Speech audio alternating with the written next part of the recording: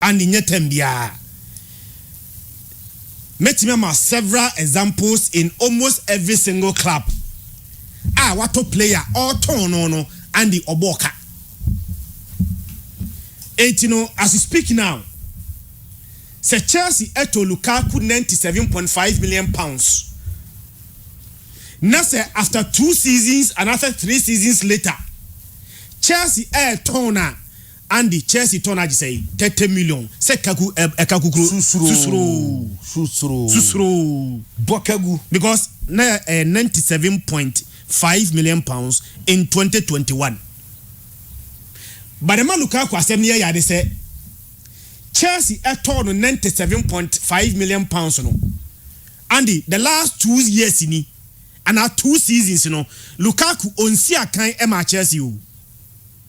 The last time Lukaku Siakai Emma Chelsea May 2022. If you have 2 seasons Lukaku able loan. 2 seasons ago and it's able loan at my Inter Milan. And last year Lukaku able loan at my Roma.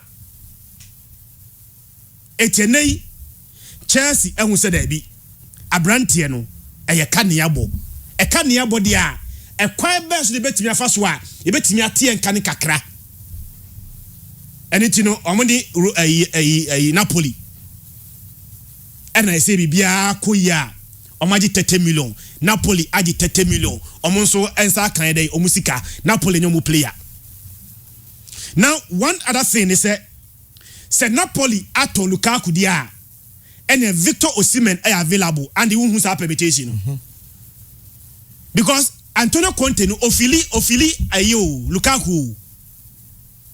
Antonio Conte no ofili Lukaku. Me say odi Lukaku under Conte between 2019 and 2021 no. The numbers no who say under Antonio Conte no Lukaku played very well. Yeah, 95 matches.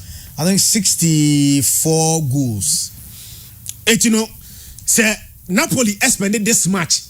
Ekoto Lukaku dia and the idea Lukaku bobo. And Lukaku also in the Serie A and the Liga Elena Fairwianisa. And say Napoli enya Abrantie fenu Lukaku dia. And Victor Osimhen no Chelsea ensu pushia almost become almost striker. Dia to sumi no Andy. Onum say Chelsea players na omo nano nzi akwe amount for truly Chelsea. How many players now? Nam so say 42. Andy, sir 42 players no. Omo contractor omo ni Chelsea wono. Say o combine the entire years now. Omo ni Chelsea our contract now. Andy, 191 years. What's a Chelsea so almost sign long-term contract. Yeah. 7 years, 8 years, 9 years. If you cry, I can 7 years now. Yes, I did 2 account. Yeah. If you cry, 11-year contract. And some players in our contract are only Chelsea one. And it's okay. Can in our boom cumulatively no Chelsea any players or contract I get 191 years. And our advantages. But I couldn't say saying Chelsea elusive play be to a free transfer. As Chelsea pa. So Beka is a player now. Antonio Rudiger. Rudiger free Chelsea. Akwa Real Madrid no. Chelsea anya one city crime free moon. Because Sam Reno no ni Chelsea contract na day. Aso. And Rudiger echo Chelsea for free. Akwa Madrid for free. But Andy, so only players all long-term contractor. In the interim say see adie. Enya dia Chelsea betime lusu player bia to a free transfer. Ojitumza. But the disadvantage is say amfa na person oton player na and a long-term contract compensation and the nyasem ketwa. And player ba kwa ne ton edin player oje high wages. Sir, na Amara him selling the akwa edin. Well, compensation I think say around 50 million. Yes. And apart from longevity of contract and the scale audio. Chelsea air committee player to a long-term contract the fear is say do no answer amfa because and light is in your befa the amfa no ebedu stage bi a opese o terminate contract no because of sa longevity of the contract in it no and the contract termination becomes a problem. But Lukaku die Andy omni na wie Lukaku nko ehira no what the aka say Andy we are hu Lukaku kana sem no cumulatively were the most expensive player in the world. Player bi enu one my aton na se o keka ni sika ni bomu a ne bo Dinsley Lukaku not even Cristiano Ronaldo 324.5 million pounds. Ronaldo I make big move. Ronaldo efi Manchester United to Real Madrid. Na big move. Ofi Madrid echo Juventus no. Juventus paid more than 100 million euros. But sa Ronaldo move now edi nyina no nisika no enu Lukaku die no. But adiswa kese na free Chelsea so. The next additional free Chelsea so ni say Andy Ose Lukaku oje 325,000 pounds per week. Yeah. Afe a Brentford Lukaku no Angie oje 16.9 million pounds a year. Now Lukaku is gone enye loan biem. Yeah, permanent. Say okolo na say team na okolo no ntimi ntua obetua bia ma no. Gi say bia player ka say dey ma pre team aketua so. Ba Lukaku okolo ni nyina no wantena ka so da wo. Editino say Napoli and say na Inter Milan timintua and na Roma crowd and no timintua na Chelsea so etua Lukaku ni wages no but when na acquire permanent move ni Chelsea say 325,000 pounds a week no and the off air Chelsea's book eti Lukaku ko Chelsea agi just 30 million pounds there but si kan ko betua there ma Brentford Lukaku afi no and the 16.9 million pounds is saved.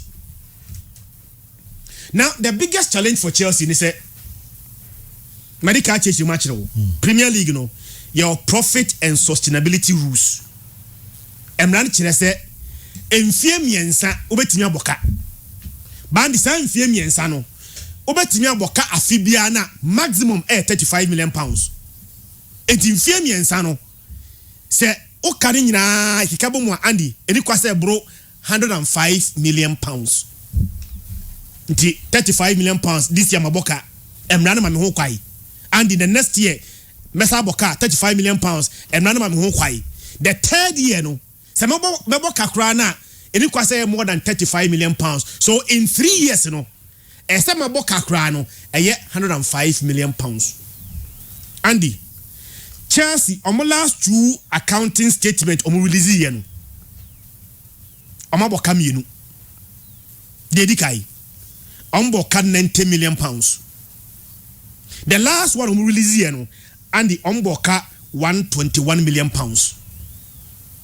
Okabomwa Chelsea ka omabo in the last 2 accounting a year omo release no 211 million pounds.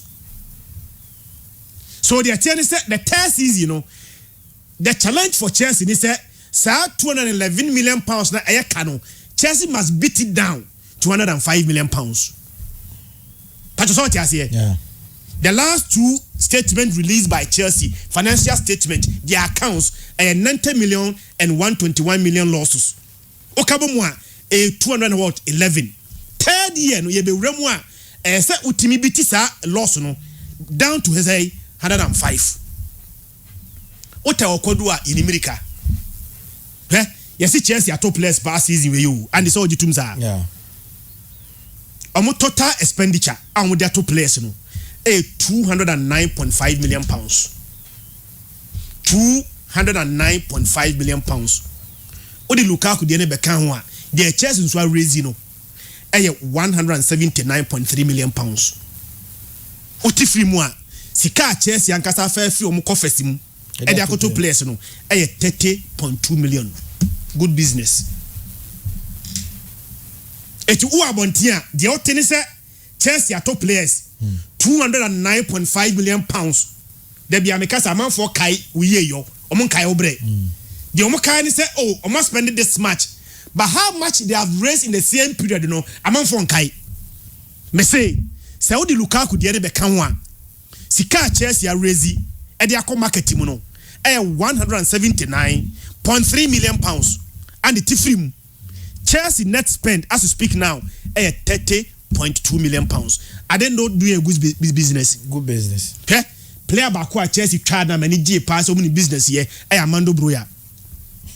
How much is say 30? Almost like Lukaku. And Amando Brown Chelsea onya bi more. But Amoton no onya the same value as Abrante Fene Lukaku. Think kakra omutwa we ni agi 2 million, ni atwa we ni agi 5 million. Kakra sa sika na Chelsea e raise no eno an omode eco market no eco to place. But the biggest challenge is say Andy on say e de wo. Yes o mo spend here say 30.2. But say Chelsea eco to Osimena. Next spend besa shoot. Osimena boko say on say Napoli for no Andy yemfa 50 million ko form of it. Osimena me in the region bear minimum bear 70 million. It's a Chelsea echo to Osimhen 70 million. Na at the back 30 million they spend the cow than there. Na we season we no. Why should not Chelsea next spend no 800 million? How do they beat Omo Ekano down to 105? Because in 3 years no. So one team beat it down. I'm gonna do 105 million pounds now, and the Premier League no so they punish you. I think say two things at Chelsea are say they've gotten revenue from Abrante Lukaku, and as our wage bill now, so Chelsea come no, and it is off from their neck, and they are doing good business. Enra, Ebiana Barcelona, you know, na amount for us Barca ni sika ni wonti no, ya na kwaya twetwe.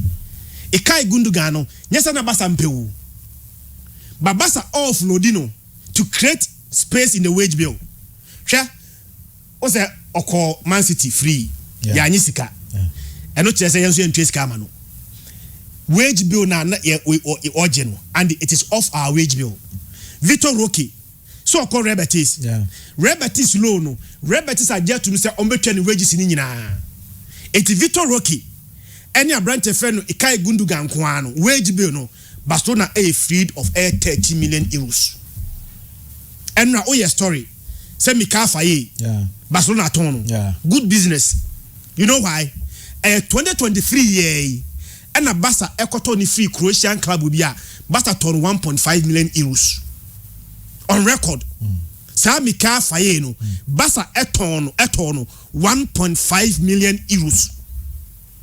1 year on a super pepe born or miti Barca standard coach this one peno.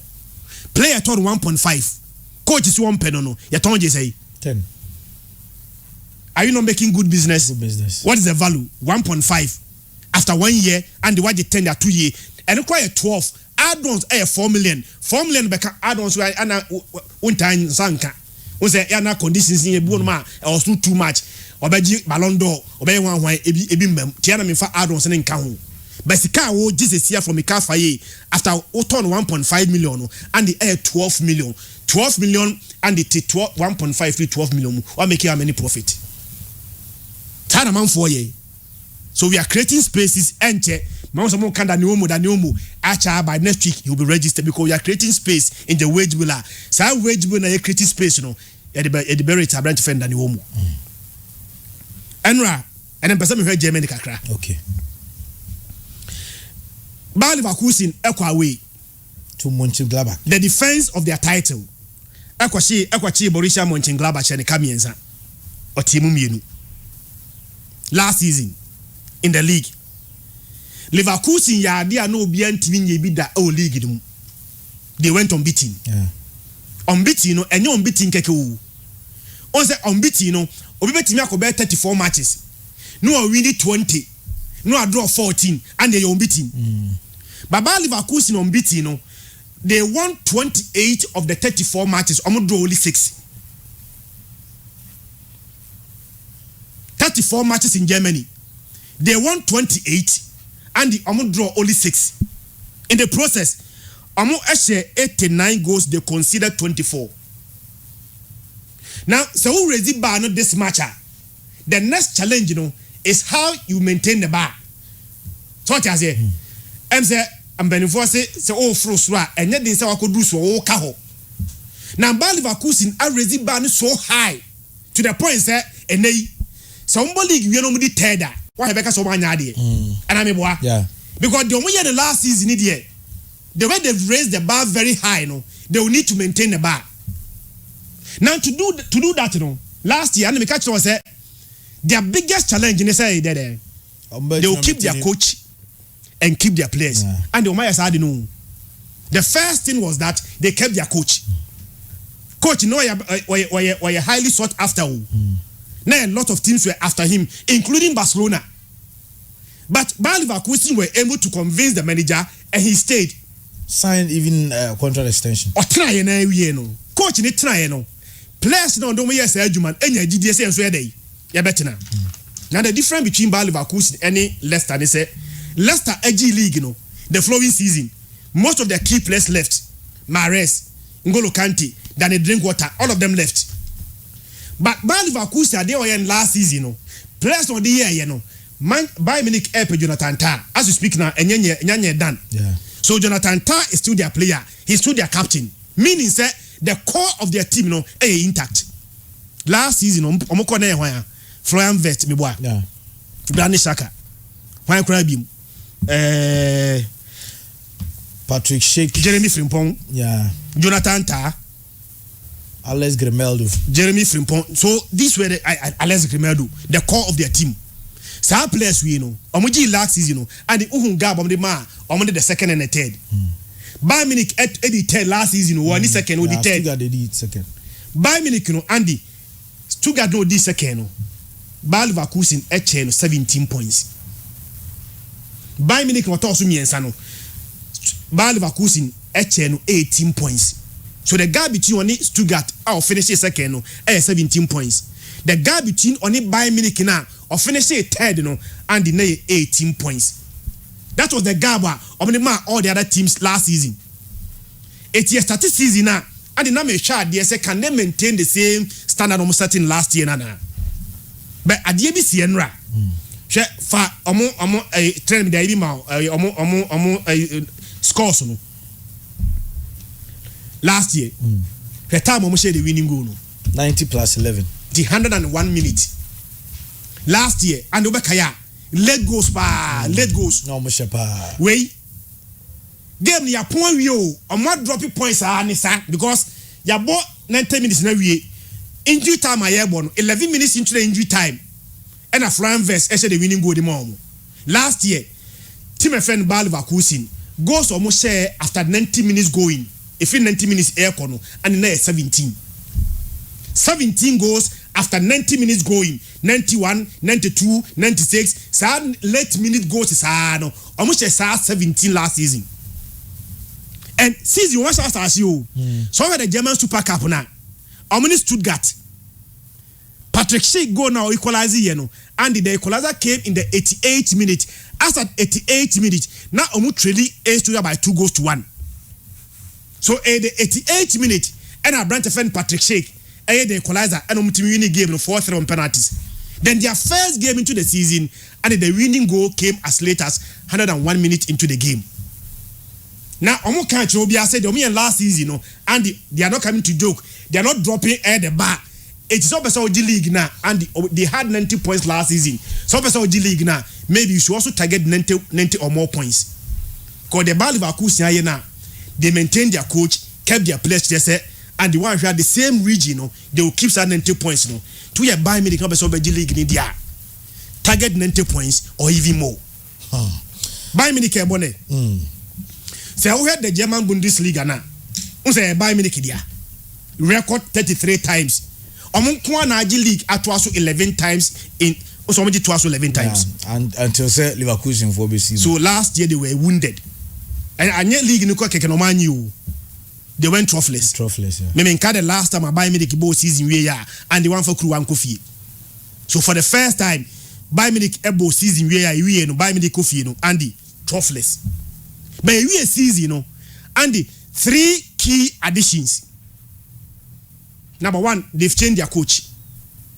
Thomas Tuchel is gone. One neighbor, Vincent Kompany, and the Thomas Tuchel Vincent Kompany in terms of pedigree and status. I think we be amiahe. Thomas Tuchel no oye obia cementing status dada. Proven. Waji Champions League. But Vincent Kompany and the uncoached team kesiye biawo. Burnley. Last year or the Burnley relegation. And near Bayern Munich for whom ya or Vincent Kompany no we are yet to see. Yeah. They told me player ba kwa na Bayern Munich for penny pa under Thomas Tuchel Jao Pahina. Yeah, Fulham. Omni naba. For that. And to make matters worse for opposition, omni Michael Olise and so about the count. Now they are playing against a Wolfsburg ne. And we have Bayern Munich for two teams, you know, obi any problem last season. Bayern Munich third Andy enye omoji to menye ye. Bayern Munich Rebel League the second Andy omoji to menye ye. No the third. But they are playing against Wolfsburg last season, you know, Andy also toss to do me, you know, and also nenye. And there's a kofi kesiye mo a. The 57 games between Bayern Munich and Wolfsburg no. Andy Bayern Munich winning 45, Wolfsburg winning only 4. Sao pe goals nso a. The last 32 meetings between them no, Bayern Munich go in all of them. Sa 32 meetings no, Bayern Munich 90 goals in those 32 matches. Meaning say omo average 3 goals per game against a Wolfsburg. Andy say Leverkusen winning a ese Bayern Munich winning e. Because one here now started say who traded the team now catching up very difficult at the moment. So against Wolfsburg they have no option but to win. And the Wolfsburg last year me say omoto 12. Onim dia mama. Omoto 12 no and the omunya 37 points. 37 points no. The previous season no and the omunya 49 points. The last season no omunya 37 points. Meaning say the last 2 seasons no and the omo drop 12 points. Oh, share 37 points no munya ya. Worst season in terms of points since 2017-2018. I munya 33 points. Omo the 16th. Bayern Munich for Esaki omo coach no. And the almost the new coach aba. Last year who was their coach? Niko Kovac. And the almost Saki on one of the naba Ralph Hasenhuttl is now their new manager. Men am here Bayern Munich coach now. And what to be your major challenge? Bayern Munich attack, you know, it takes care of itself. Yeah. Even though say last year we did third, you know. So when league now, Bayern Munich any share goes to do. Even though say we did third, but when league ni more, team share goals pa no. Bayern Munich and the almost share 94 goals. Bayer Leverkusen now G League, you know, and the share 89 goals. Stuttgart also mienu and the share 78 goals. Bayern Munich also miensa wanyi league die but share 94 goals. Hurricane kwa league, you know, the goal involvement in the league, you know, and the net 44 was a 36 goals. It provided 8 assists. So the attack in there is no problem. To even augment the attack, you know, Michael Olise. So the attack will be more dangerous. But Andy, Bayer Leverkusen consider 24 goals, you know. Bayern Munich consider 45. Into Hurricane. Or Michael Olise. Omunyina wo ni mo no ma Andy goals guaranteed. But a chile hot last season, you know, Andy nanye. Okay. They considered 45. Sa 45 no consider you know. Defenders of Mupenyina no, omo sankan yu. Sa mo pe Jonathan Ta. Yeah. Omo sankan no. Eno masa eja Matel the list ene Mazaro Maniko. Eti ene omo game no and e chiro for dada na last on boy na o. Enfonable. Ben Davis. Upamecano, Kim Min-jae, and Joshua Kimmich. Eric Dyer at this moment, you know, should not be playing for Bayern Munich. But Bayern Munich. Kim Min-jae and the One Abrantia, your friend Upamecano center back partnership, you know, a new sir. And there's no solution. But once a marathon, to be able to compete in the league, you know, the way they considered goal last season, you know, and they need to solve it. Major challenge. Okay. Dortmund. Almost open team last year, almost disappointed. And the Yebeka Bassa, Yebeka Baubianka Dortmund asem. I didn't try because they played in the Champions League final. Last year, see about German Bundesliga. Na ye pe team B, say Obeji League, Abrenya Bayern Munich, and the name Dortmund. Correct. Last year, Omoni third, Omoni fifth, fourth. Dortmund 85th. The reason why Dortmund bobo Champions League no is because of Champions League new format na. Say new format na ka Dortmund an qualify for Champions League. So person what here say ya. Last season no, almost finished 27 points behind Bayer Leverkusen. Bayer Leverkusen oji league no. Points are the chai Air Dortmund no and now 27 points or the fifth. Ye we season na no Andy Pascal Gross aba. Say Ian Martin.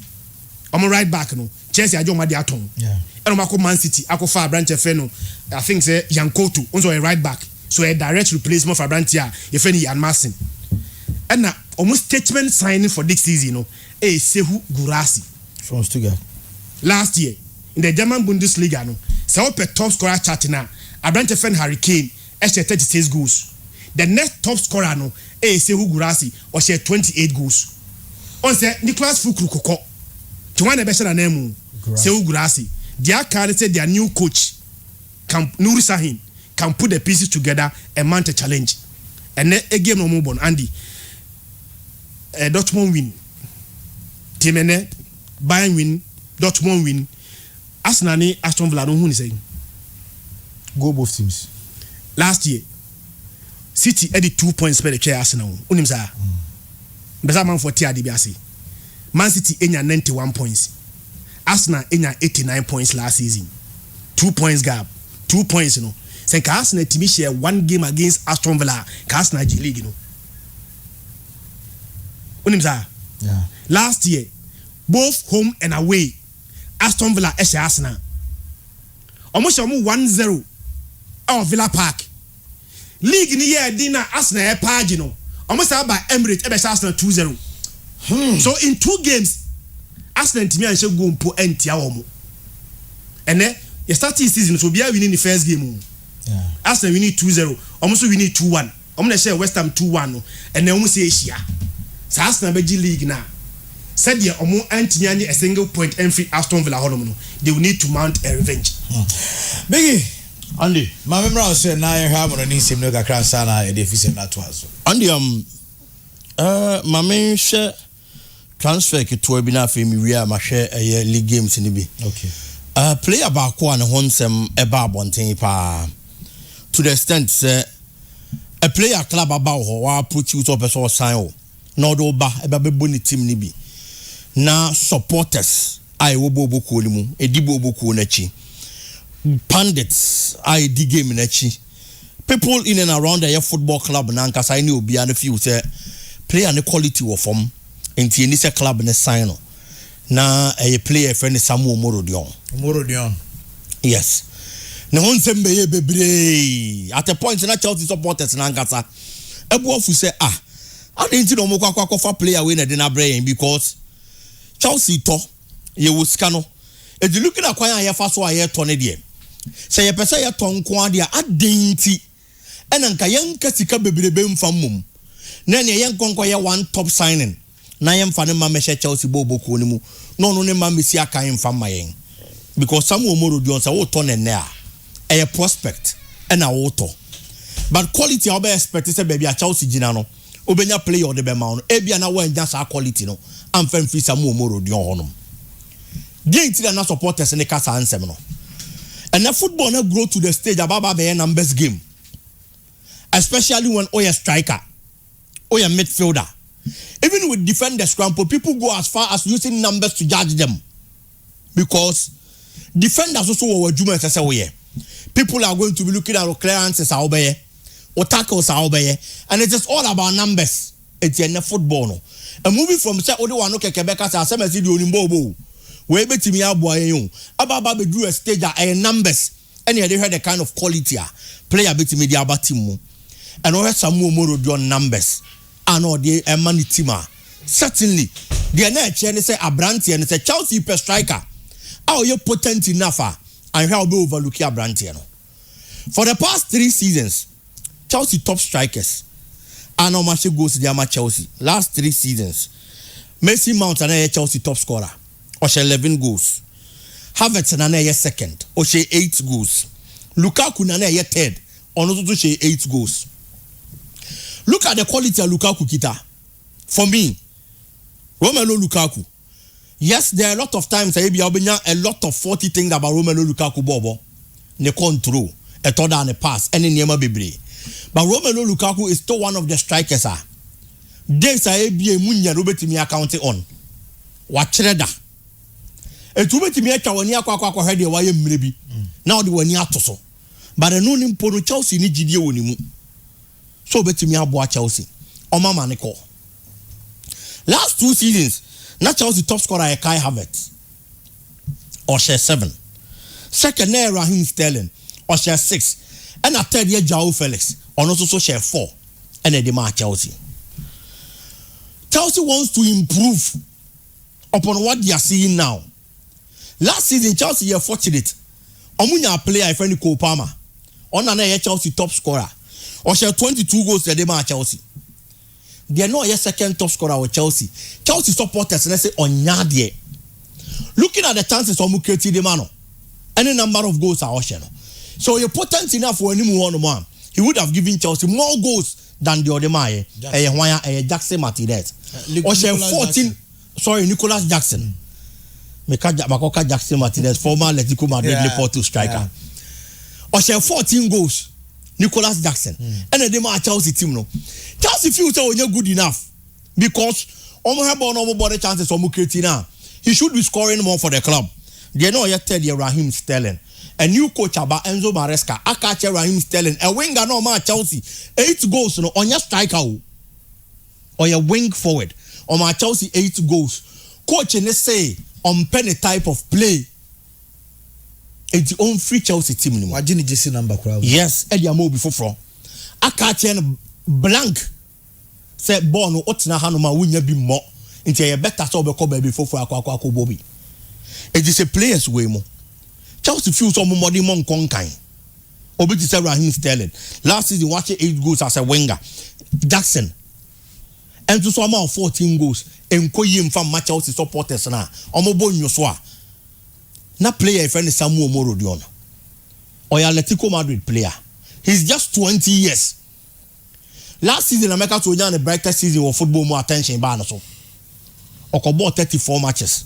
And the man Alavet. Atletico Madrid now only be more. He was sent out on loan. Out of 34 matches, the Andy Oche 8 goals. And the man Alavet. It's your bar on things Chelsea kwa compare Branty. And I'm say 34 matches, 8 goals, 20-year-old. Any Sikana nom says any Sika almost say Baba Tia. This is a player under 23 who was Spain Pokotana bench. Na dey so benya biabo. Bench.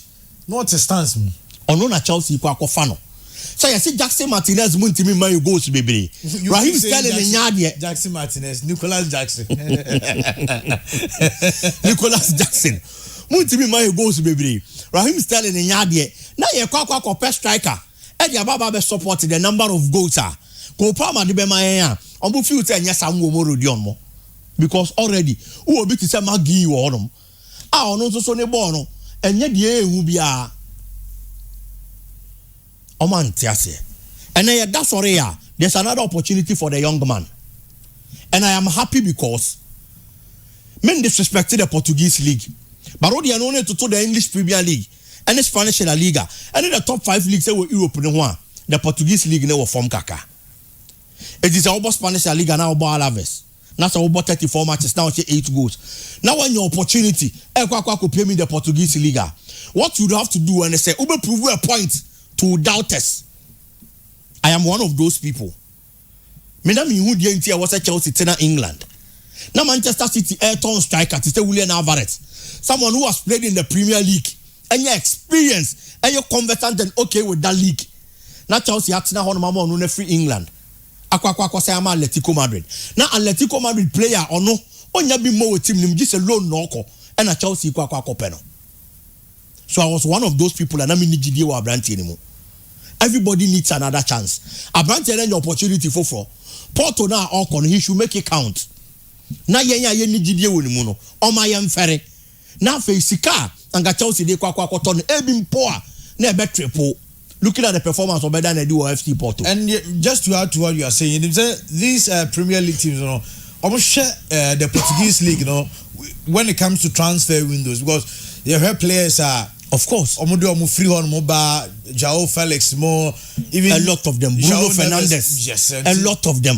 It is a okona so to make kobo. Now you don't want. Who's a financially more strong. Yeah. So they are used as feeder clubs for those in a mainstream Europe. No, make mainstream Europe. I'm talking about the top 5 leagues. It is a okona so you don't bar. There is going to be that kind of spotlight on you. Young players omu free hold maba. Omu born year or honomono. Omunya major moves at the big clubs ever mainstream Europe. It's the corner or kononko prove a point. And fancy any doubters. So bet me about a big team, no be performing so well. So good luck to a player friend is Samu Morodion. On kononko yere home and so Andy. Mame share Chelsea. A team now versus a Wolves. Where are these two teams? In terms of a dean, they are just first year and winning straight away. Certainly, obeti we don't say so. Now I can say a dean the Chelsea team in necessary. But Chelsea now you need maybe a criminal. Is it the same Chelsea? It is a big no. And near Master our Chelsea bobo kunimo. That is how come I know. Ubenya Chelsea supporters are. They be almost criticize the management. Ubenya Chelsea supporters are. They be almost complaining about my team. They say Niama Nkoye. Enfamo Mubobo Kono. It's almost Chelsea supporters in Ibenya. Now the ownership of the club ne kwampo change hands because they be ameka say enche. So obana obabete say mrebi etwam for 50 solid years. Na Chelsea in G League. Jose Mourinho baby break his idea and the mom and obey G League more. And a lot of the people are 50 years back before that time. No mudi football at support Chelsea in baby na no muni wiate. Omo mobile no be support Chelsea no. Obeba ba be kenkan. Obeba ba be videos. And what is happening in our club ni mu at that moment. The only one who and they said they are working kind of. Ya need to say empire na nsusu wom. Broni wakasa bi ho. Or he who wears it knows where it pinches. It is all the one who the air cost of the Ghanaian. It is like you are wearing it. It won't be a woman now. But your Baba King can hear the stronko.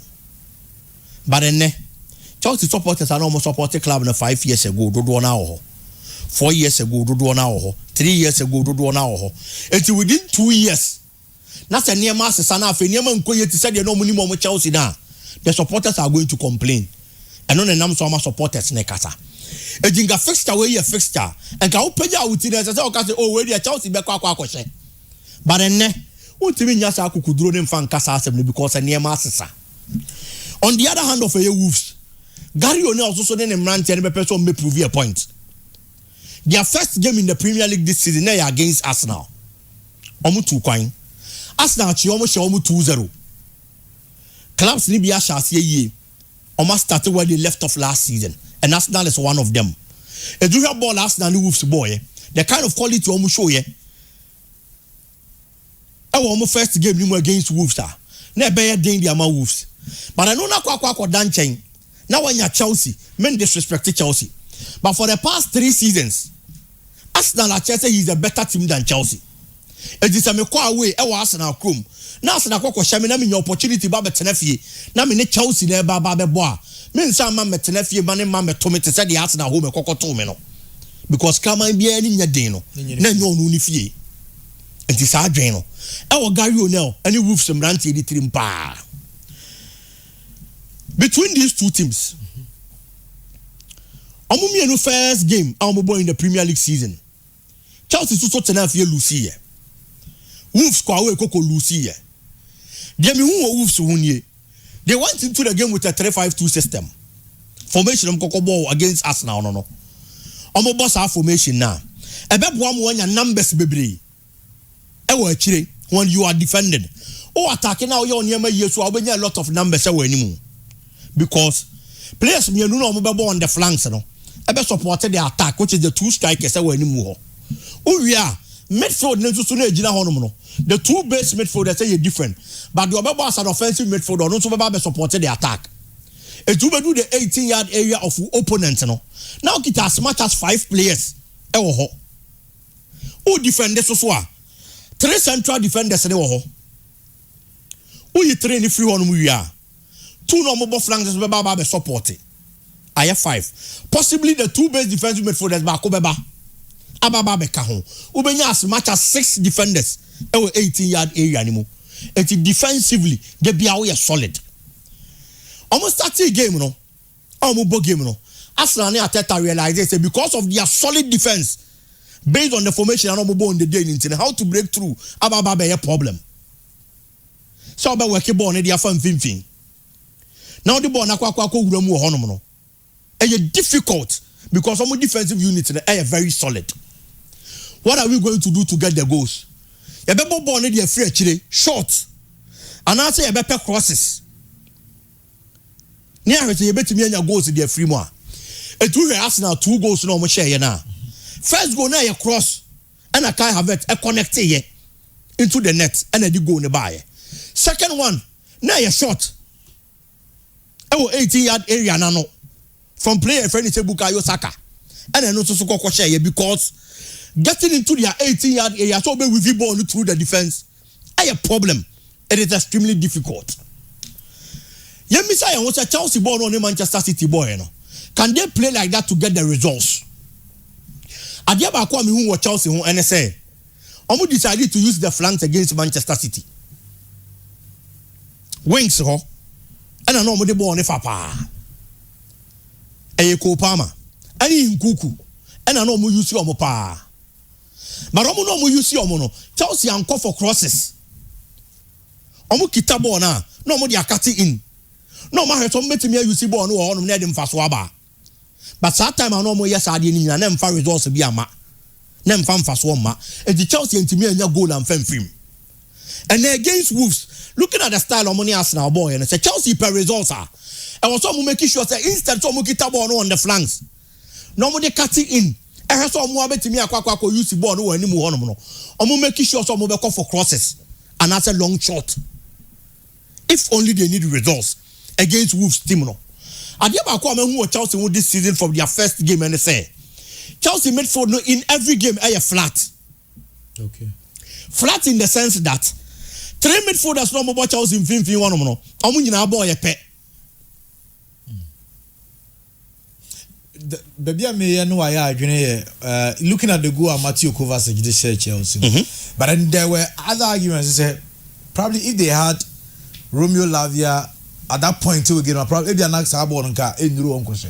Where bia Mateo Kovacic far ball. Yeah. I was making way through Caicedo and Enzo Fernandez no. Yeah. Clearly defines that normally very flat. Yes. Even with Romeo Lavia on the field no. Osha Lavia ball. Osha Caicedo ball. Osha Enzo Fernandez a ball. Omo miensa no. Nobody plays a typical offensive midfield ball. Some me me afa ball no na ma twetwe. Na ma create space. Ma draw players the aba me ho. Na ma a defense splitting pass na the results aba. Debi. And it's na make say Chelsea jibo ni bia. They look at the players on the flanks. Ko pa ma betimi akita ball na twe. Nkuku timi kita ball ne twe. Eti ya jibo na. Yamfa nkonkomo omo no omo ntimi nyusi ball no. Na yamfa mpa results. Eti omo jibo na no mo jam the flanks. In saying that, you know, then Chelsea would it be there would be sense Chelsea best start Pedro Neto also coming from Wolves for insight, you know, knowing how the Wolves do operate. We almost said that wholesale changes we want to make season last season players do boy and Chelsea are femu baako. Yeah. Now I say don't person from the manager say or best start and I said he wasn't too sure, but he said he's okay and then he's part of the team. Abiana coach didn't want to talk so much about the plans because the moment he starts to tell you about players or mobile starting, clearly you can draw formations or system to stop them.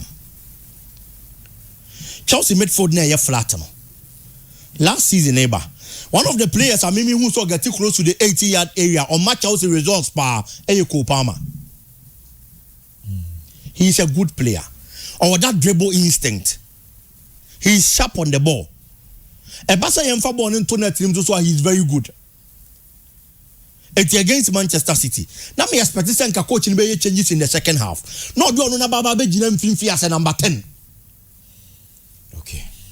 Against Wolves no, if they need results say okobo Romeo Lavia obo Caicedo now okobo Enzo ewo mfimfia who is going to be that creative spark for you? Nobody is creative. Omo nyina do onim bobro so pa say obo number 8 10 they can't play. It just said they offer 3 defensive midfielders and how do omo bom mfimfin. That was how come na Chelsea midfield near flat.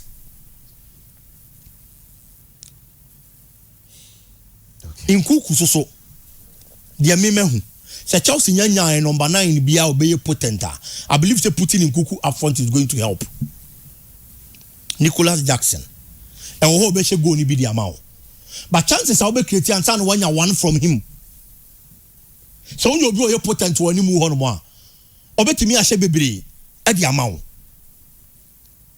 Because Wolves midfield na ye can. If you don't get players omo betimi aboa obenya problem. They have a very strong defensive midfielder in the shape of Mario Lemina. Only in the quality. It's the coach, Enzo Maresca per resource now. He should make sure so be focusing a lot. 95. I want a midfield in so he should get someone who is going to bring that creativity. I want him fin on him. Now on about the flat 3. Okay. Oh yes, I changes, No making sure so be my crosses in the aqua. Chelsea beat me and results at the frame. Okay. It is going to be a difficult game. A very difficult one for that matter. Say Chelsea lose 2-0 against Manchester City. Wolves score away call lose 2-0 against Arsenal. No. Almost some person will bet tenefie. Normal Lucy. Yeah. But I still see a double chance for Chelsea team because Manchester City game even though they lost, but Chelsea played very well. Okay. Andy Kakrebi on Manchester United. United lineup no Onana, Dalot, Martinez, Maguire, Mazraoui, Kobe Menu, Casemiro, Rashford, Mount, Ahmad, Bruno Fernandes. Fernandes said as a false 9. Brighton. I was just looking at Brighton attack, Mitoma, Pedro, Minte, Welbeck. Quick one on that name, referee. On the Manchester United and Brighton. A very difficult game for Manchester United. What these two teams are now statistically last 5 meetings between the two. Brighton has gotten a better share than that of Manchester United. 4 wins, 1 win. Winning 4. And United are winning just 1. Inti ya senka akukọ de hwe pa na ekuma kroma. Between the two teams. First point, and I mean feel say as a coach. Eric Ten Hag was to put in front player friend Eric Zegzi. No starting as a force number 9. Our lineup now Mason Mount the Bruno Fernandes as a number 10. Men disrespecting Mason Mount. But about Manchester United or more boy bet me ammonia GDO wonimu. But Bruno Fernandes has been Manchester United best player since of stepping into the club. A challenge now for no money favorable position no. Na Zegzi kakra no bababo against Fulham. Ebenya win 1 goal edema Manchester United no. Unya gidie wonimu na for no ne mfa nyina ho. E ma ne mo. Coach na line up na wie. Yes. Ye be kwakwa ko hedi be si wo game ni mu. But adia ba ko ne say Brighton na ye ka ne ho asem no. Started very well.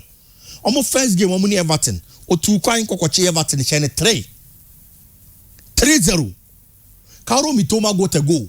Last season, he's been one of Brighton's best players. About pride. Yes. And Obenya injury. Oba back no, the first game in the Premier League, Oba be shed yama Brighton. Manchester United were how be pa. Harry Maguire, Lisandro Martinez, central defenders mienu we inform attention in Kaoru Mitoma and Danny Welbeck so. Oyi Mitoma sin chanya. Danny Welbeck has been a threat for Manchester United whenever he meets them. Since of free Manchester United. Was share Manchester United in pay baby was 4. Bako 4. Only Danny Welbeck and a higher scoring former player against Manchester United. Yes. Say player be a free Manchester United. No Premier League no share United no washa no. They washa Manchester United kesi a former player e Premier League e Danny Welbeck. So if they have any form of worry as a sort of concern Ekos our players me no so. Omo timi ya say adwuma no almost stop these two players ah. Ebetimi aboa. Casemiro making sure say mfimfin one no. Obe put the brakes on James Milner. in their first game against Everton, he was superb. The experience, eka ho na ebo amunya asa results no. It is the focus should be on him. But the transitive anymore. So if you're able to put the brakes on the players, someone your suppliers, and the attackers now, there is no way the attackers are even going to get the ball than to think of a scoring.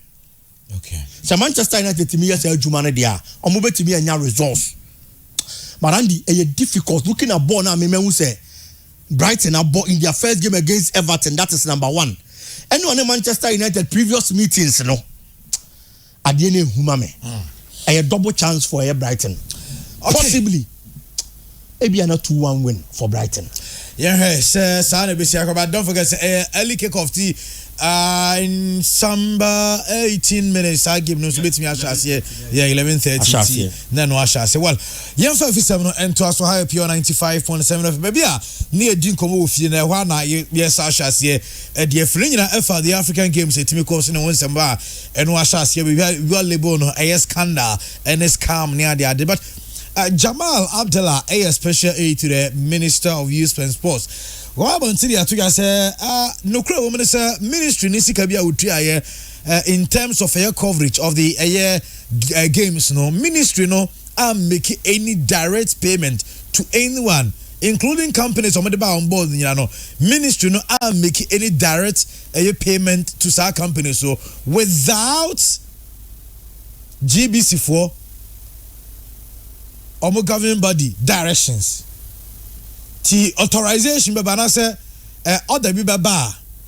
it comes from the GBC and some ministry no ISR payment no even though there were issues Sikana Mame did GBC for ministry for na a year direct payment but what Abdallah Jamal can say ministry no payment no na in consultations with the GBC governing body. Ministry have not made any direct payment to anybody without GBC telling us what to do. GBC a trot to the ministry and tell us what to do based on the agreement we signed with them. The official statement of the ministry will stipulate that clearly. And I know, sir, let us at GBC Troy and Monsabit Niaki. Never by no Okoshas never by what the Director General is trying to act. Unions they were entitled to something from GBC and GBC has not paid them. And based on whatever agreement GBC had with the people, which we are not privy to, in the contract, stipulated by the contract, the GBC director is under pressure. Say, oh, what is Kana Umayebi? So, no, so it is on the case, oh, Skana ye bono, no craning ya meaning. A Juma tefa e wubudi, the Akano, ye de ma, companies are, ye to yen suffer almost or Mumbai. Christian and Biggie, this is what Jamal and so Ediababuntin said. There were no direct payments being made by the ministry in consultation with the governing body of GBC. Yes, we've already discussed. GBC part to blame because not last time he didn't come about the fact that GBC, well, this could have been an opportunity for you. Some of these materials and as equipment in terms of another event, but instead, Mokofa companies on board any tweet assess carrying at the MRO. Reason the ministry now they are beginning to speak. Were initially by and now say on shadow who they know more, but this is what Jamal also has to say to Ghanaians. Payment don't make you biano. Nay in who say Director General Edema GBC as a pressure balance because some of them call for BC in Tiamoka. And now opinion no episode pebe bio yin and one no kwa so and what they confess a minute or so munya 3 million but 3 million no munya. Well, I are buying you makumi. A transaction between Ministry of Youth and Sports. Yeah, buying there. Any GBC are buying there. It's now buying will be an annual. I are buying. And I are buying Numakumi and on my transaction and Andy they do not agree on figures. So GBC for say ministry na ntua almost 3.6 million. Ministry say yes, yeah, ntua mo 3.6 million. Yeah, mamo 505,000 na mo kare no credit no mamo. But any other payment they make ye bia no. Because of more based on more authorization. You decided say some kofa company A the by see ntua nka. You first can mamo. But mo number account from the company. E dey am say you make a payment no. And that was what we did. Well, me pesa me pe GBC for letter na omo chire no. Letter na omo chire no. Andy, they admitted. GBC Director General no amwa obia. So tie ni kasa na obekasa ya na. Asa de na opese wo chira ne se sika e ba ni nsem no. Only $105,000. Yeah. Sika ni ba ni nsem. John Masani de Christian e pen the amount letter no. It is Joe Habetimi project letter na. There's a certain part. Bia no bia adwi maso. Me highlight is our part wo. Or say that is contract no. The contract. What I mean for the man. Maybe the after no more release na me the man nti. Johan me the amount me the baby contract no baby amount na we na project man sisia. And obi ka say of the total amount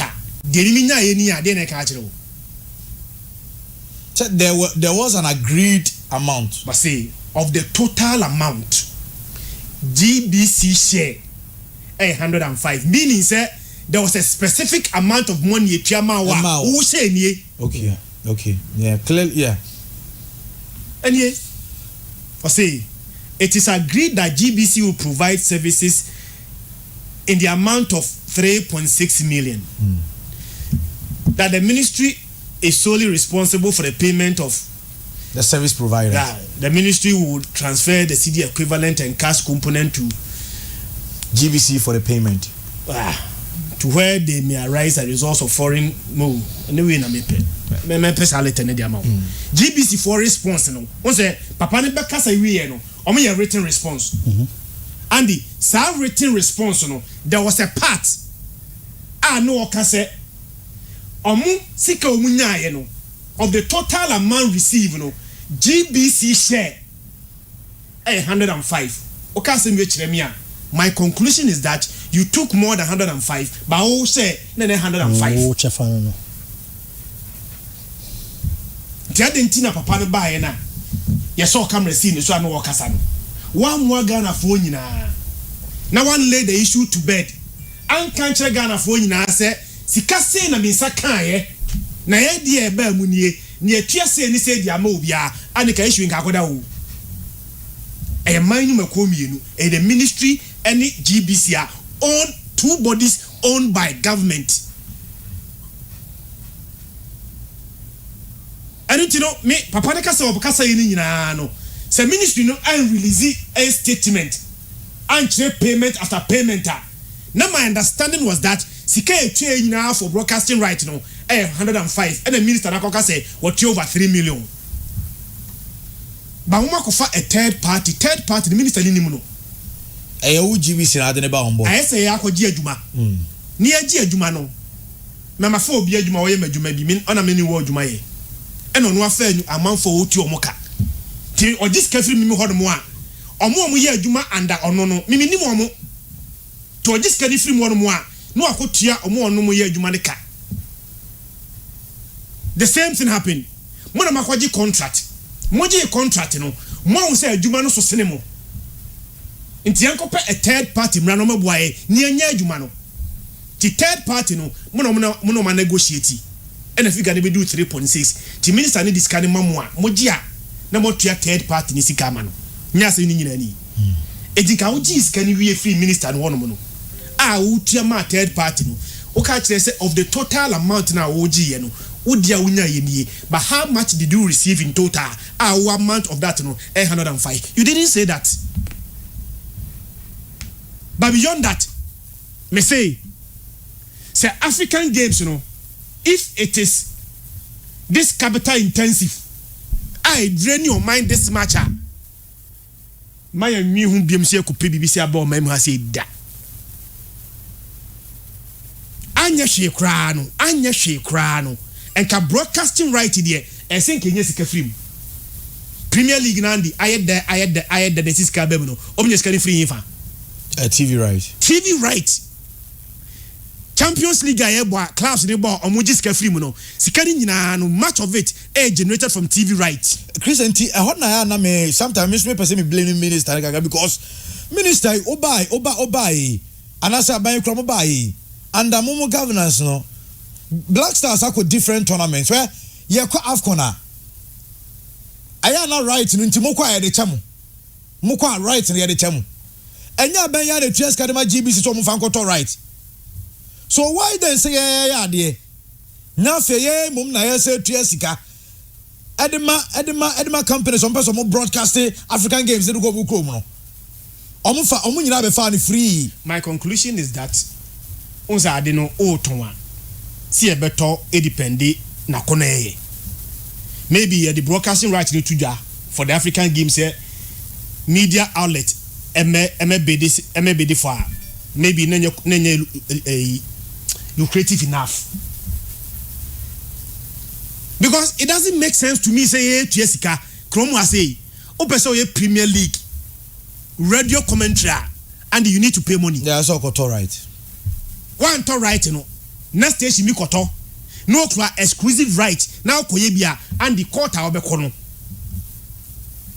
Even radio commentary, you pay money to run radio commentary on the English Premier League, the same GTV. That's all sponsor Ghana Premier League. They are willing to pay money. So person will Ghana Premier League, you know. Ghana for they are willing to pay money. But the same GTV, African games, you know, or GCK free, me, it doesn't make sense to me. Doesn't make sense. You know, nipa mienu una mo kasa collaborate your story. Emu mienu nyina wo ya ban nyuma for you work under government. You fa ne say adwuma mu ase ni akoye bibi na pure sports any morning show team. Ni akoye bibi ni akoye Dr. Kwakuti ho. Na in figures no. Ye can something different. Not that a morning show forecast something different. We are not even collaborating our stories. Ebasana and you detect a lie. One of them is lying.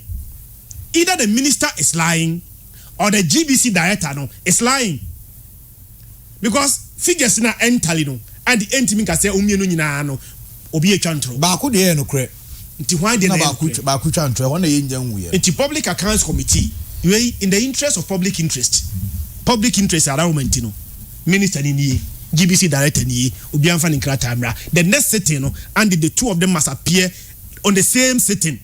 Now we create the document ne hwan e ka no kre. There, Yanni said, the minister has been painted very bad in public because the first statement that came, he said, Minister no akotua 3.6, akache Ghana for say otua 3.6. Nipa no tua scan the man and say 105, meaning say GTV ko ye treaty bi. Onso mo tai joki wo Twitter pa. Say 105 free 3.6 million ubenya say. They made that tweet making a fun of the minister. Say the minister no am yinu ho anu a enka is in the bad taste of the public. But mo release it, I'll find the statement. Remember it's on my phone, I'll find it. Mo release the statement, you know. Mo say of the total amount GBC share of the total amount, you know, 105, meaning that there was a total amount Momo share and then 105 total amount and say you didn't say that. Me Andy, they are new. Andy, honestly speaking, this particular issue, here a lot of investigation and auditing. That is the only way I be hunu because it is your word against my word. O count dia na me soma be come there. Me say me na me kanokre. Wo so say wo na wo kanokre. But obi aso so won krata. It is the only thing about me aboa. Ama ehu dia o kanokre turodo no. Krata asem. Eyen krata asem. Ye be audit. Ni ye investigate. That is the only way I be home. Sanya money nyina be free hefa na aba. I will say free throw. That is why I keep talking about party colors. As I said, throw no na dey ni free. I will say hono na order ni free. Even the Public Accounts Committee. I was by this time commercial to omuye bibi dia fa ho. They should contact the appropriate quarters. Get people to come and audit these two institutions. People should start investigating. But you better not say, asem na batra, ya can radio so tra, na asem na wuko tra. Eno ne me how. Eno, ene me how. Ya be kan ho asem wo radio so sa. Yebeka omo betia but that's almost to them to some job from the job I try you 2 weeks I try you 1 week o da bi nya hwe enko so mo nka jaw mo nka encho metwa so sia because the kind of system we are operating here in our country sanity here and this and you can 1 o can 2 o can 3 o can 4 o can 5 no one so mo so mo take action no o mo take action bia o betwa so because we are the class and me kontoko hunu ase me ha me ho enti wo betwa so anka ye ken ene yate say aban na appoint asemasi ni asemasi so the two institutions in some no mo kan ento asomum enti yan hyase na ye audit omo yan hyase na ye investigate omo a it gives you the energy to do more. It gives you that kind of joy to go the extra mile. Because we be say adwuma na wo ye no it is solving problems, but the no we rather create more problems because asamne yam pen po masibre enti yam pen po masibre no di odi akiri no obesua di odi animu ne nante ono nso so nya akwanya obeba ba be ye di ope because at the end of the day he wouldn't be held accountable. And instead of solving problems, we rather create more problems. That is the kind of system. The letter I'm a trend. The trend be project is here. Then American, and the EBC boss. No, I think he wasn't fair to the minister. But whatever. Anyway, Andy, the first paragraph, the second paragraph, the third paragraph, the fourth paragraph. Kaiho. Out of the total payments made for the games. Out of the total payment made for the games. GBC was only entitled to $105,000 out of the total. They said there was a specific total, out of which na momo the other 105. Sa total no Ghana for one country Ghana for. How much did you receive? Any minister didn't tally. The okan actually say 105 in kwana bomb nsemu. Meaning that more money passed through their hands. But the account omo nsemu no e na oka kire ye. But the fa omo nsem ko di amanfo nsem no one kan kire ye. So as we speak now, minister so otua 3.6. Wo si wonya 3.6. Send the fa wo nsem a ka kire Ghana for ne enti. Collaborate the story ni hu do twantro. Christian wow hobium no ne chamo we din komo concerning Black Stars next game no meaning say what stories me and making rounds and say Angola for nature komakaf say pitch na be so ball no nya papa tika omunyi game no free but understand say the GFE at dismissed our report and say no crazy Angola naturally letter. I know when I watch it. Say KGF naturally dia. Can response to come from them. Say CAF na be kasi bibia sa maya. CAF na be kasi bibia maya. Angola for be kasi naturally letter. Na nipa na naturally letter ni Angola. What you say no na naturally. We say ma dismiss. How do you dismiss somebody say naturally letter? What in you bisa omo no so enya no kro omunya bibia sa ana one bisa Jake ne bisa GFA officer F4 no bisa F4 na no eno so enya no kresa Timinim ebi enya no. I think the corner was a place ko ida ka fa na Angola. Oh yeah. Omo na betimi a kire say ye no kra. Because Angola na actual letter. On na betimi a confirm say ampa mature letter. And a calf na receive letter no. On so na betimi a confirm. On na betimi a confirm ampa mensa ka letter bi. Not the Ghana Football Association. It is a who if no be ka say enya no kra. Who tro letter bi. But in any case, eba the entire Angola for better letter na force ni the FA. Sure. Say stadium na. Yeah. Stadium the National Sports Authority. Omo na ayama me say Andy eno me kan asem wi. Me san kan bi mu. Sometimes punishment is needed. Sometimes punishment ehia. Nyagopon. On the boss robo asase oye the almost oye the forgiving obetimi aye boni 77 times 7 and the bechewo by even Nyankopon or heaven esa wo dey hell the one ko heaven a obeko hell hell see a punishment me say ankrofo bebre be ko heaven not because they love heaven but for the fear of hell. What I say? Me say a lot of people be call heaven, you know. They will go to heaven not because they want heaven, but also but the fear of the ultimate or alternative in Intino. DSM call heaven. One for punishment are many pa. Sebi yejimi. Tidia baby adruno. Anwaka Andy solution my. Stadium na ASR Andy anobe nenkai. How many times nyenkai? It may be for the first time. Everyone may kind will be doing my term on social media. I don't care. For the first time, if Ghana is punished because of the AIA and pitches now, maybe you begin to sit up. Yeah. Because all other solutions, all other means are. You best impending for Bejina to acting, and they are not acting based on those means.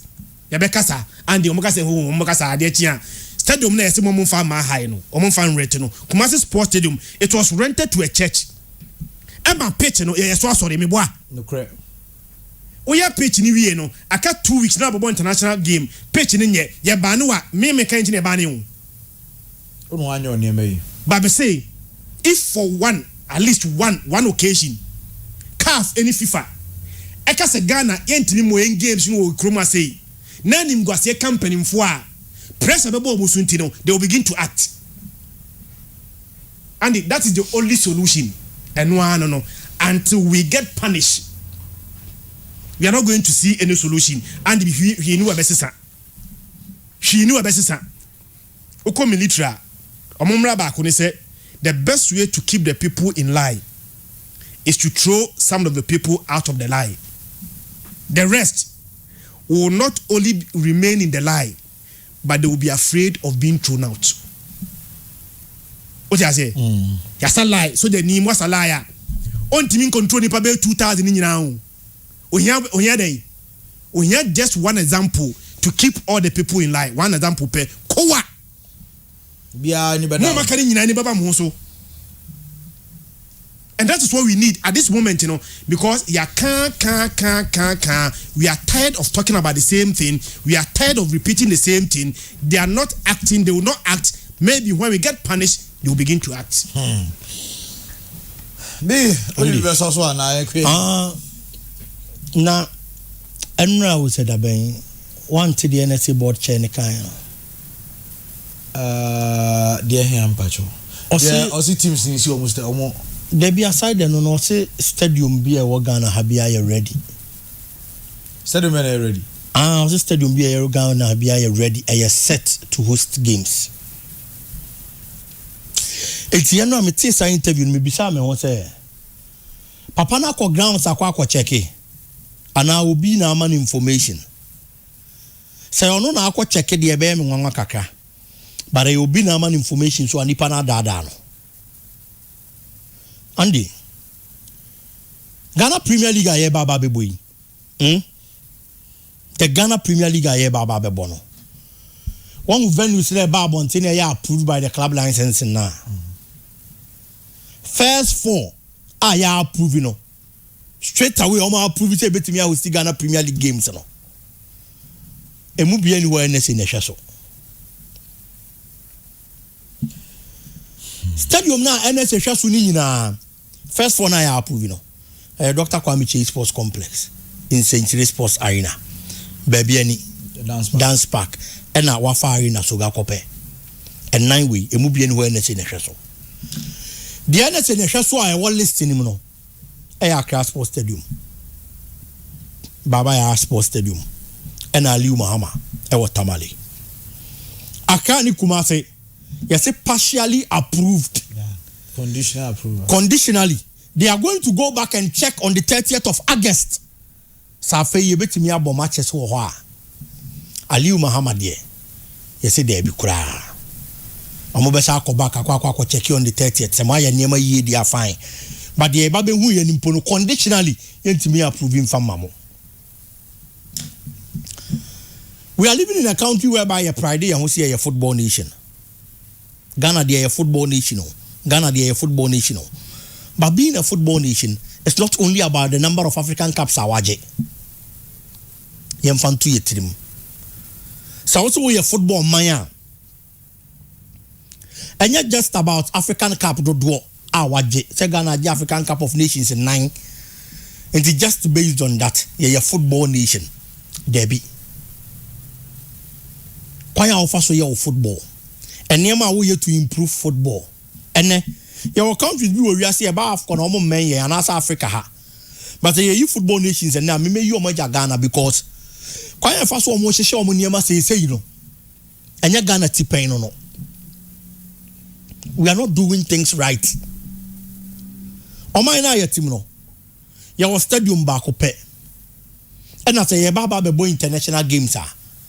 Kafti mi ma ye kwan say ye more ho ye baba ya sports stadium.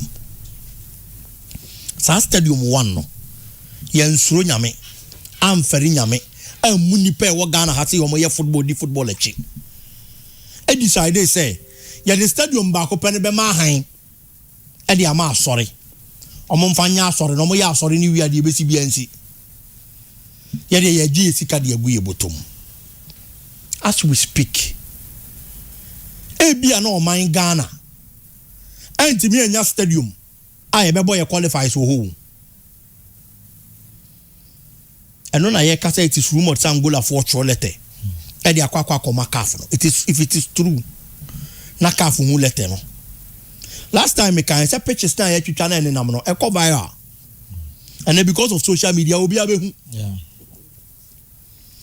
Especially omo ani omo baba bebo no. Omo monitoring. Into omo nsaka sa na na omo sha ase so omo ye ho adwuma possibly ye betimi yi national team no a game omo bebo de free Ghana ko bo outside Ghana. If that be the case, national team no kwade sa aban na ebo omo ho kantia ya na nhye dan ha adwene. But ye clubs no omo wa Africa no. Ena me dwene omo ho. Omo na ya team no club team ko Africa ba oba na agu because of a cow ko in care wa Africa. Club to me ko Africa ba oba ye ntene nka biem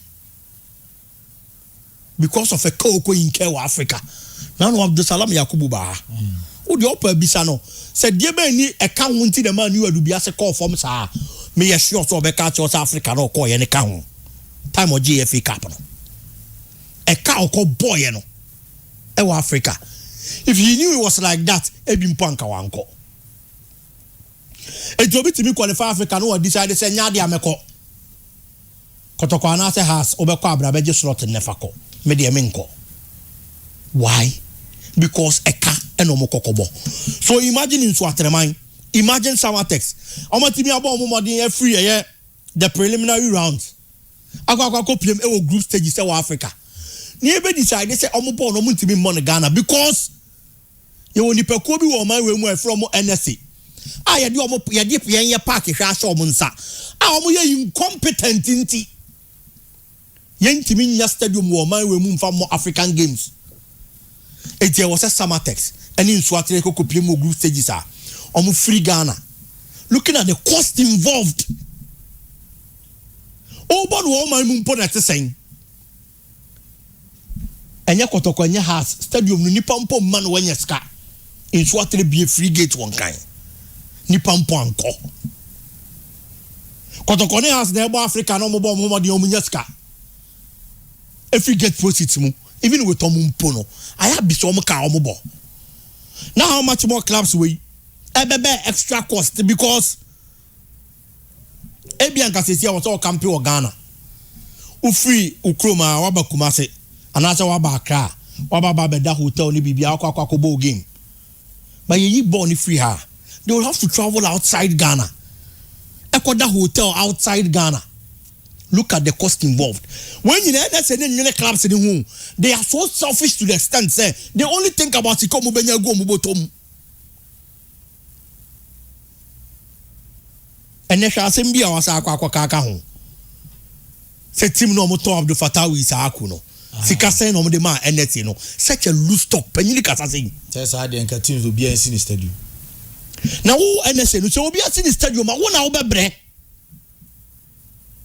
I'm so who so the NSA don't respect the clubs I'm so who so me or the bebo shows shows ben Shatawale how many times now bebo shows in a year and no near sem no we say December na two koko na aka so we how many times and our boss are shows in a year well I keep asking myself some na ya no mo kan so club will be out on the stadium now how many times we see Bobo Wembley they almost disrespect the clubs in it too much how many times we see Bobo Wembley senya ebia edru FA Cup semi-finals and now England national team bo game yesterday season what is a club this year can Wembley Debbie it is all say about Ethiopian ko go to the stadium Andy Hwesi Pon Sports Stadium Esipon say ye mu nyina ye say Western region and I mean say Takrade secondary Takrade not Western region say me dey mamu Western region any ade secondary Takrade elusi ni Premier League slot e Ghana Premier League mu anu ni Esipon say ye Esipon Stadium na esi ono na hotels was here there were pubs but the main reason I this stadium na say for football it is a football na ekoswa and nipa ba beda hotel na guest house na was here no se football na ekoswa and nipa ba betra pubs on no maji omani but omu lucy Premier League slot no teams ni feel say nipa nshada master stadium biom eti oyi ni matches free ho ebi di omo de ko Jendu Park ebi so di omo de ko hefa no sa hotel ne pub na e was secondary stadium no Esipon Sports Stadium na se ni nyina no emfaso amaso because the entire stadium na e football eno na di nipa na e beba ama o mababa be chele e wo ho ewi ase ne stadium na guo why didn't they maintain the stadium na kanipa mameda hotel ho why didn't they maintain the stadium na kanipa mameda lodge ho why didn't they maintain the stadium na kanipa mametra pa bo no mama Germany bianco so because you see for football Adia ekipi baba yara ni Accra Sports Stadium mainly because of Kotokoni has I am telling you say Kotokoni baba yara Sports Stadium nka say but these are the people you don't respect because if you say the team no park no am a deeper for in a day what just ka bebre gu bottom and that's a Christian example you are na me rain feed that adia na NSA ne ye no at the said your word and phobia ono ne te Ghana ha anase bi kwa wo ye oba na wo boy bi te Ghana ha e dey bi aboy ne ma 10 Ghana cedis u fi 10 cedis ni sha afi e 3650 baruko shia bra bi 190 bra na chele o be 500 Ghana cedis o wie no ma 500 charge faton ho u fi sa bra no do chen o boy ni bebre because we spend 1000 Ghana cedis and 90 wo Sa 90 no was spend 1,000 no. Bra na ebi mpa mo ye de mo ye wi 5 years na hu ni biom. Ba o boy net one ma de bia 10 ne 20 no de be ma wo. Enu bi na NSA ni de ye clubs no. Because through December obenya sika e de free shows mu. E ho adipa fo be ba beje. Na wanya kakra bumba ko de ahya wo nti no. Enkete na akotokone ha to folk mo de ma no mu. So you feel you can treat the clubs anyhow. And then you see your man your football nation. Akabe 2 weeks na Black Stars ibebo game as I say ba so baba yara afeni ye de water tank akwa ti park le so na nam so na ye water so NSA boss won nwini we ho ɛna ato na okeka de opetire Ghana for Alhaji Mahama Salia Fiora of Wenchi Bandal line. I'll send a message with Emma Chairman for them. I'm saying I said, good morning, Sir Bright. I have seen a release by the club licensing department of the Ghana Football Association relative to the submitted venues by the Premier League clubs. I took the pain to count them and realized there are 25 in number. Of this huge number, only 4 of them were given the green light unconditionally. 7 of them, including the famous Baba Yara and Accra Sports Stadium, were given conditional approvals to host Category 3 games. The remaining 14 were all rejected as at now. Sir, isn't this an absolute shame that less than a month to start the 2024-2025 season, less than half of the submitted venues meets the approval standards? Again, which matches constitute this so-called Category 3 games, and what are the other approved games categorized by the Ghana Football Association? In Ghana, na yempenimfo enimye. Shouldn't they put the clubs on red alert earlier than now? So badly and shameful by Alhaji Mahama Salia Efira of Wenchi. Large statement, the entire team blame clubs in United States. Some of the stadiums are owned by National Sports Authority. Clubs on rent. For instance, team blame Kumasi Sports Stadium. If team blame Kotoko, if Kumasi Sports Stadium is not approved, because the National Sports Authority, Diana, Yadi Ghana Sikakra mo say, Omonfa maintain no, and they no kromun team yet. But beyond the club, and ka anya shikra no, as you speak now, any kwase sidda, say Ghana will struggle to find a stadium to play international game. Oh, Kromasi. STT in Nigeria qualify playoff no. World Cup playoff.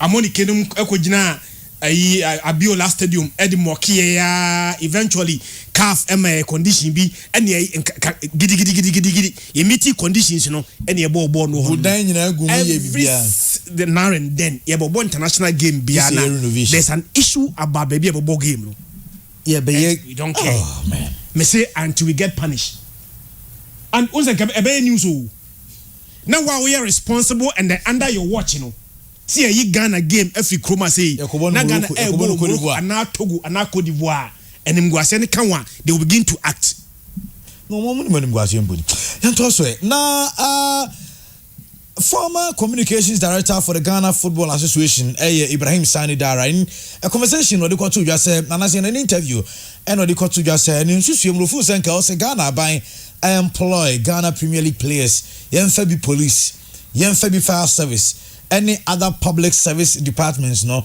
nenka yemfa players ni na omunye adwuma and no feel say be see player exodus na no Mr. Abepobi Jonathan Abepobi on say football no onimuye papa and we an astute journalist so Mr. Jonathan Abepobi and of course a birthday young wishing Mr. Pobi happy birthday in Sempa Mr. Pobi happy birthday to you sir. Yankupo inshaw yi papa no ma unyini nche o ma unyansa ekra no onkoswa inshaw pa Mr. Pobi the reply ama Ibrahim Sani Dara na yenti no and say shut up complete ya adwini we yetrim na asama o kan kura faso be ne wo so me nyansa swa wo de asama wo kan te se nyansa bi ani o ma ma de $4 million afa aeroplane ko Brazil o mu pani no akọ gym 400 abete ne coefficient no ano na yamo ma baso no na mo nim se Ghana Football Association mo kra ne ha ban and say shut up complete. Mr. Jonathan Abepobi any atenka ma mefa we so ento so na yenkwa enim the tennis in Swatraman and so the second leg game the CAF Confederations Cup no ya prekon coach or say 100% focused on the second leg. The final hurdle, so after winning 3-0 here, it's very important. We still have to keep the focus and make sure that we go in there and get it done, because it's still not done yet. 3-0 though, but football is full of surprises. So we have to be on our toes and make sure that, we are 100% focused in the second leg. Okay, I know. I said I want some so ACTN no. Biggie, Andy. Yen come kakra and said Mr. Pobi Akasa and ya pro kunu so mo hwe no summer text in so game ni nyame ad no chena e wa Accra Sports Stadium against Victory United. Summer text kwa away ko winning 1-0 and number second leg no. Andy my mention here from a Sunny Dara and Seminole Kan no. Personally, me feel say it wasn't a bad suggestion. Yes. Because the biaye nyina ye pe kwan ye be fa so a play exodus. So beti wo man mu. And impen bebre na ye di nkomo na. Adwenche ni nyina ye say players na katu anye. Eno ne benam so. Ama play exodus no e do so wo man mu de bia because a Ghana Premier League player every kwa you trying to 500 Ghana cedis. 1,000 cedis. 1,500. 2,000. Omo just 6,000, 8,000, 10,000 e kwampo de na say ya ye kwampo abroso. Eno ne kwa ne say obenya. Ebi e kumase asante kotokwa na say aka hat to folk. Ana akwa konya sa sika na de free omo ho. E di players ne ti oman ni mu na omo hwe omo ho. E hwe omo abra ba omo bo. E hwe omo nam fofo omo ni omo ti so na omo bo sa abra na bi wa ha. Ani ebi mpo awan ko ba bi tenten bia o. Ebi ye Togo ha ya. Ebi ye Nigeria. Ebi ye Rwanda. Ethiopia. Ebi ye Sudan, ebi ye Ethiopia. Echire ha ya. Ebi ye Mozambique. Even Seychelles any ade. Okọ ho no mba ye na ebi awakọgigi $2,000, $3,000, $5,000. Obeba na no so ahase ye japade. But otenase no hwe ne ho no hwe na braba. Na damfo ni tu kwan ni mfie bebire nie. Oba ye wabeye bibi. But ono na tene oman ni ama na baba beto no onye hwe. Nti akonya ne ba se wo mfiri oman we mu no nkonko pie mu Togo mpo no nkonko si akan a onwini hu mienu odi America na beko. Edi nkomo na ye dide bia ne ye say players na setena mu nye. Omusika sam nko ye anu ntia ena ama akwafa players so do na mana do so bebre.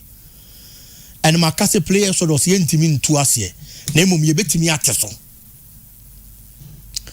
Edi sani dara atena ase no ni nyansam ni nimdie mu no. Onu ni feel say onu sani dia ade senko obenya nanka aban no afa some of these players are more the necessary requirement and access certificate they betimi aboade o mawura aban nyuma nim no etu oje aban akatua no na team ne man kakra so a obey okay o kroma no ma so obetu kwan po ebeye offer bia e bro adwen ne ntiase to. But how did the player also concentrate on a football the training schedule because say or police ni or ye ni abajuma the training schedule no say the besi ai. And the thing is that the minim sense sanya be mo. Okay. If you are part of any of the security services, that's how science bobo a season initial say your excuse you.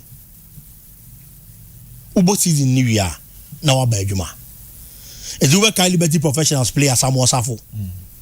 No a police ni but no bobo. Season next start here, your mouse are excuse no. But season no about 8-9 months. Yeah. Na ye pia okaba. Yeah, yes. Onye adwuma. Yeah, excuse you mo.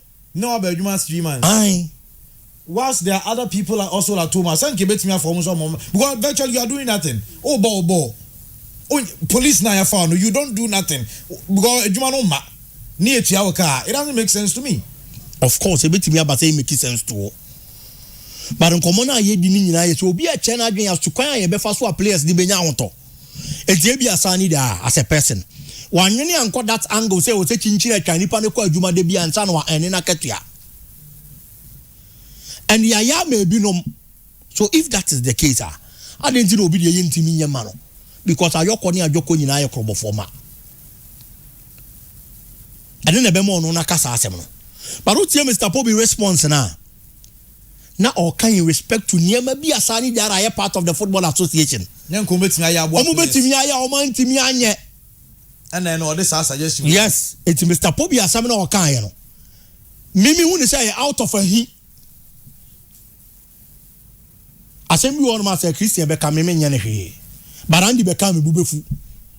Eti andi de enka bi kura because one di wote one na bia no akokofa obi sika yanchew na de ache ye ne ya che obi wo ha wo si nipa ne ye kronfo wani abreka bi anasa me makwa akokofa obi sika wo be gina asa me ye kronfo etu de jama se Christian on kasa me ye kronfo ha me because me hu so afo obi sika da ba wo andi no ya akokofa obi de ntin kame de no sana Mr. Pobi ne sani de ade ne tie he feel he's been part of the FA before.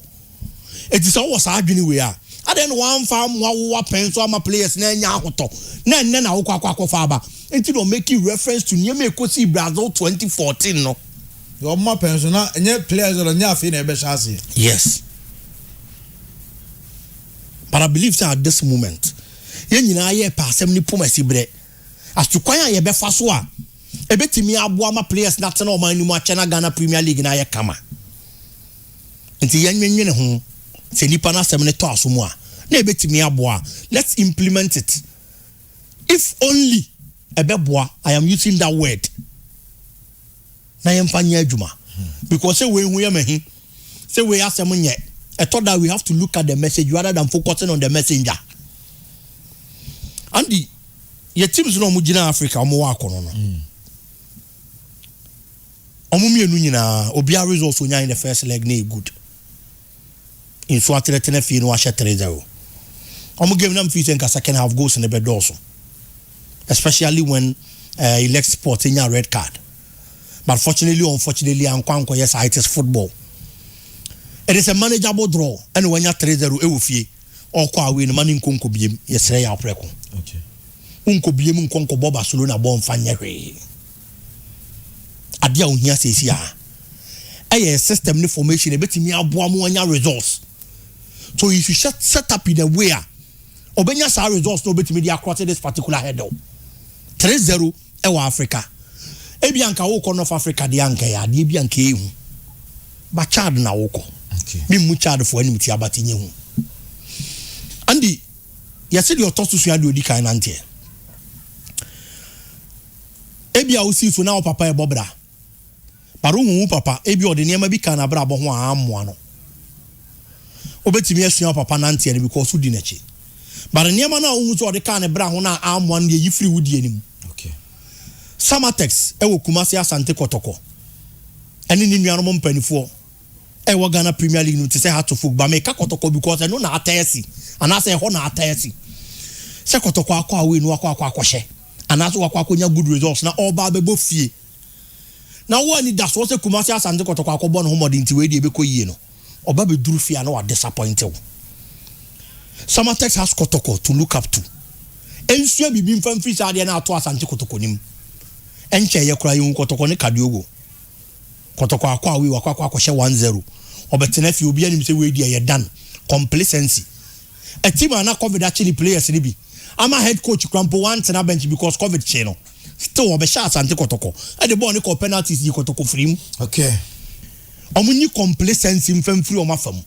Born on Mokobo Cameroon no. Wakwa 1-0. If they take out complacency, if you know mobile no. Samatex team na memehu any omu coach no. I believe they can cross this particular hurdle. No more qualification for the next round of the qualifying phase Andy. Okay, mirasi biggie and our Tenekanote say Christian and